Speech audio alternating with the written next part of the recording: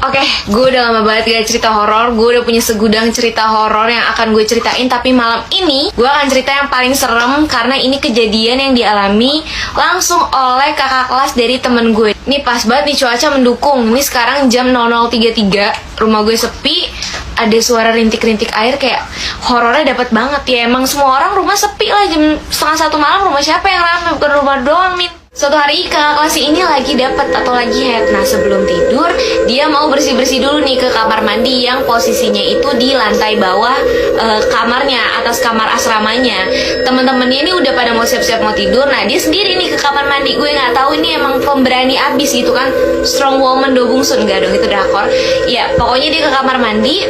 Pas masuk sepi, kamar mandinya tuh bener-bener nggak ada orang, cuma dia doang. Masuklah ke bilik kamar mandi, bersih-bersih segala macem. Terus dia nggak dengar ada suara gayung juga di kamar mandi sebelah dia, di kamar mandi sebelah dia, bilik kamar mandi sebelah dia. Terus dia mikir, oh ada temen gue nih. Terus dia sempat manggil di situ, dia pikir ini temennya. Dia manggil nih namanya. Gue nggak nanya namanya siapa ya, pokoknya kita sebut aja B lah. B, lo mandi juga gitu. Gak ada suara sautan. Terus dia kayak, ya udah lanjutin mandinya, terus nggak berpikiran yang aneh-aneh. Nah, setelah keluar dari kamar mandi, dia penasaran dong si temennya ini udah selesai mandi atau belum. Dilihatlah bilik kamar mandi sebelahnya.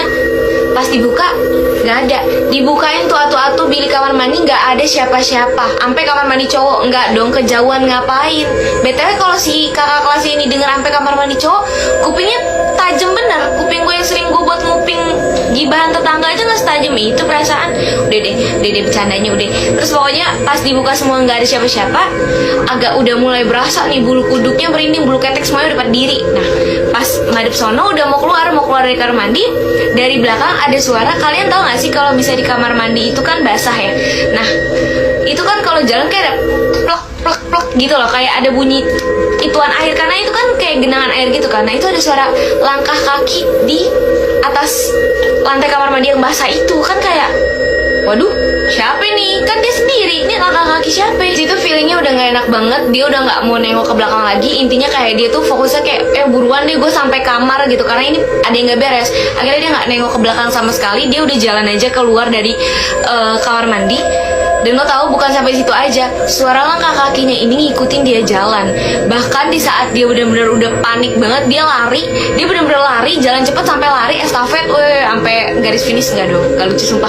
Kayak dia lari, itu suara langkah kakinya juga ikut cepet. Jadi benar-benar dia lari, suara langkah kakinya juga benar-benar lari juga ngikutin dia. Seperti yang gue bilang tadi, kamar mandinya itu letaknya di lantai bawah kamar asal